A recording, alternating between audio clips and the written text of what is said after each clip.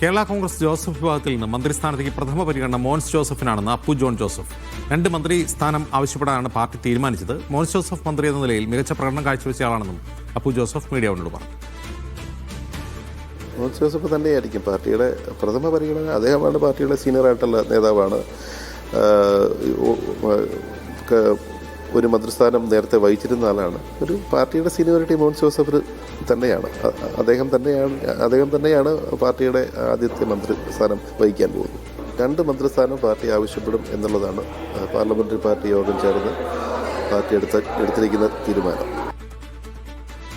സുനിൽ ഐസക് വീണ്ടും ചേരുന്നു. സുനിൽ, 2 മന്ത്രിസ്ഥാനം എന്ന ആവശ്യം അംഗീകരിക്കാൻ സാധ്യതയുണ്ടോ?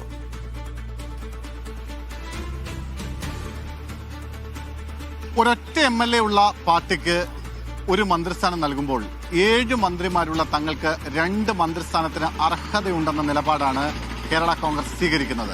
ഇക്കാര്യം ഇന്നലെ നടന്ന ആദ്യഘട്ട ചർച്ചയിൽ മോൻസ് ജോസഫും PJ ജോസഫും VD സതീശനോട് തുറന്നു പറയുകയും ചെയ്തിട്ടുണ്ട്. മാത്രമല്ല, ഇന്നലത്തെ UDFന്റെ നിയമസഭാ കക്ഷി യോഗത്തിലും UDFന്റെ ഘടകകക്ഷി യോഗത്തിലും ഇക്കാര്യം കൃത്യമായി ജോസഫ് ആവശ്യപ്പെട്ടിട്ടുണ്ട്.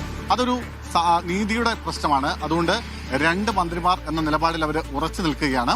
അങ്ങനെയാണെങ്കിൽ മോൻസ് ജോസഫിന് പ്രഥമ പരിഗണന, 2ാം സ്ഥാനത്തേക്ക് മന്ത്രിസ്ഥാനത്ത് സഭയിലേക്ക് വരിക അബു ജോൺ ജോസഫ് തന്നെയായിരിക്കും. അങ്ങനെ 2 മന്ത്രിമാർ എന്ന നിലപാടിൽ അവർ സ്വീകരിക്കുന്നു.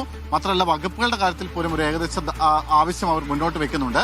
അത് നേരത്തെ കേരള കോൺഗ്രസ് മാണി വിഭാഗം UDFൽ ഉണ്ടായിരുന്നപ്പോൾ അവർക്കായിരുന്നു റവന്യൂ വകുപ്പ്. ആ റവന്യൂ വകുപ്പ് വേണമെന്നൊരു ആവശ്യമാണ് അവർ മുന്നോട്ട് വയ്ക്കുന്നത്. മറ്റൊന്ന് PWD വകുപ്പാണ്, മറ്റൊന്ന് കൃഷിയാണ്.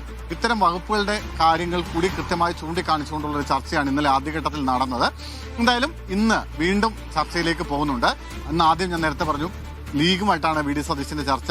2ാം ഘട്ടം ജോസഫ് വിഭാഗവുമായിട്ടാണ്. PJ ജോസഫും മോൻസും ഒരുപക്ഷെ അബു ജോസഫും ആ ചർച്ചയിൽ പങ്കെടുക്കാൻ സാധ്യതയുണ്ട്.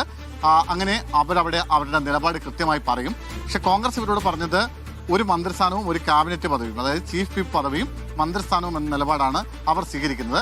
അങ്ങനെയാണെങ്കിൽ ചീഫ് വിപ്പ് പദവി കോൺഗ്രസ് എടുത്തിട്ട് ആ മന്ത്രിസ്ഥാനം ഞങ്ങൾക്ക് തരുമെന്ന നിലപാടാണ് ഇന്നലത്തെ ചർച്ചയിൽ PJ ജോസഫ് മുന്നോട്ട് വെച്ചത്. മാത്രമല്ല, ചർച്ചയ്ക്ക് പോകുന്നതിന് മുമ്പ് PK കുഞ്ഞാലിക്കുട്ടി അടക്കമുള്ള UDFലെ ചില പ്രധാനപ്പെട്ട നേതാക്കളുമായി PJ ജോസഫ് ചർച്ച നടത്തുകയും ചെയ്തിട്ടുണ്ട്. അതിനുശേഷമാണ് VD സതീശനെ കാണാനായി PJ ജോസഫ് പോകുന്നത്. എന്തായാലും അനുകൂലമായൊരു തീരുമാനം അവരുടെ ഭാഗത്തു നിന്നുണ്ടാകും എന്ന ആത്മവിശ്വാസമാണ് അബു ജോൺ ജോസഫ് പങ്കുവയ്ക്കുന്നത്. ശരി സുനിൽ, മറ്റൊരു കാര്യം കൂടി ചോദിക്കട്ടെ. കോൺഗ്രസിലെ മന്ത്രി വകുപ്പ് ചർച്ച, ആ ചർച്ചയിൽ VD സതീശന്റെ റോൾ എന്താണ്?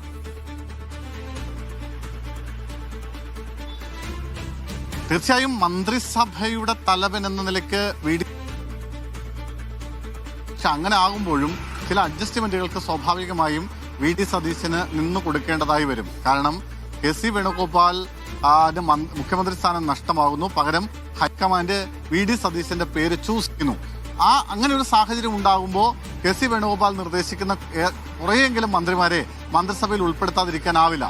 അത് ഒരു പ്രധാനപ്പെട്ട കാര്യമാണ്. മാത്രമല്ല, KC വേണുഗോപാലിന്റെ പക്ഷത്തുള്ള ആളുകളെ നോക്കൂ, അവരൊക്കെ ഈ പ്രമുഖരായ ആൾക്കാരാണ്. KPCC അധ്യക്ഷൻ തിരുവഞ്ചൂർ രാധാകൃഷ്ണൻ, T സിദ്ദിഖ്, അത്തരം ആളുകളെയൊക്കെ പൂർണ്ണമായി ഒഴിവാക്കാൻ കഴിയില്ല. മാത്രമല്ല, അയാളുടെ KC വേണുഗോപാലിന്റെ ഗ്രൂപ്പ് മാനേജറായി പ്രവർത്തിക്കുന്ന AP അനിൽകുമാർ, ഇത്തരം ആളുകളുടെ പേര് നിർബന്ധമായും മന്ത്രിസ്ഥാനത്തേക്ക് ഉണ്ടാകും.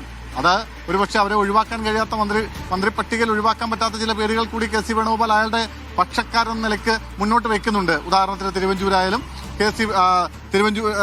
സണ്ണി ജോസഫ് ആയാലും ഒക്കെ അതേ സാഹചര്യത്തിലുള്ള ആളുകളാണ്. പക്ഷെ അതൊക്കെ KCയുടെ പട്ടികയിൽപ്പെട്ട് KCയുടെ ആളുകൾ എന്ന നിലയ്ക്ക് മന്ത്രിസഭയിലേക്ക് എത്തുന്നതിലാണ് ഇപ്പോൾ ഒരു തർക്കം വരുന്നത്. പക്ഷെ എന്തായാലും അത്തരം ആളുകളെ പരിഗണിക്കും.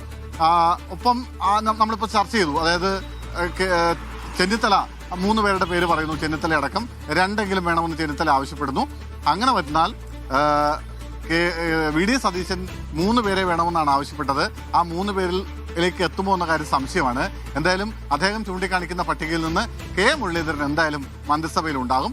മാത്രമല്ല, ഈ ആഭ്യന്തര വകുപ്പ് VD സതീശൻ വിട്ടുകൊടുക്കാൻ തയ്യാറായാൽ ധനകാര്യം പോലുള്ള പ്രധാനപ്പെട്ട ഏതെങ്കിലും വകുപ്പുകൾ VD സതീശൻ ആവശ്യപ്പെടുകയും ചെയ്യും.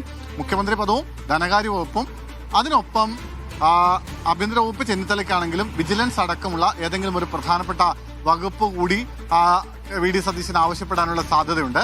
അങ്ങനെ ഒരു മന്ത്രിസഭയിൽ മേലും വലിയ തോതിൽ പിടിയുള്ള തരത്തിലേക്ക് കാര്യങ്ങളെ കൊണ്ടെത്തിക്കാനുള്ള ശ്രമമാണ് വി ഡി സതീശൻ നടത്തുന്നത്.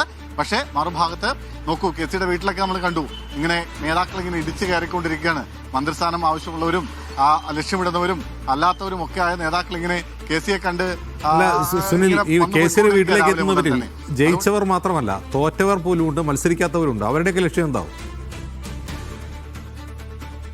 മത്സരിക്കാത്തവർക്ക് ലക്ഷ്യമുണ്ട്. കാരണം കെ സി വേണുഗോപാൽ നേരത്തെ ഒരു പ്രസ്താവന നടത്തിയിരുന്നു, അതിന് ഓർമ്മയുണ്ടോ എന്ന് എനിക്കറിയില്ല. അതായത് ഈ തെരഞ്ഞെടുപ്പിൽ സ്ഥാനാർത്ഥികളാകുന്നവർ വിജയിക്കണം, വിജയിച്ചില്ലെങ്കിൽ അവർക്ക് മറ്റ് സ്ഥാനങ്ങളൊന്നും കിട്ടില്ല. പക്ഷേ ത്യജിച്ച് മാറി നിൽക്കുന്ന ആളുകളുണ്ട്, സ്ഥാനാർത്ഥികളാവാൻ യോഗ്യരായിട്ടും സ്വയം മാറി നിൽക്കുന്നവരുണ്ട്. അവർക്ക് അർഹമായ പരിഗണന UDF സർക്കാരിന്റെ കാലഘട്ടത്തിൽ ഉണ്ടാവുമെന്ന് പറഞ്ഞിട്ടുണ്ട്. അത്തരം കുപ്പായം തുന്നിയിട്ടുള്ള മോഹികളായ കുറേ ആളുകളുണ്ട്. അവരൊക്കെ ഇങ്ങനെ കെ സിയെ കാണാൻ വന്നുകൊണ്ടിരിക്കുകയാണ്. കെ സി അത് ഓർമ്മപ്പെടുത്തുകയാണ്, ഞാനിങ്ങനെ തിരിച്ച കൂട്ടത്തിൽപ്പെട്ട ഒരാളാണ്, അതുകൊണ്ട് എനിക്കും അർഹമായ ഒരു സ്ഥാനം വേണം.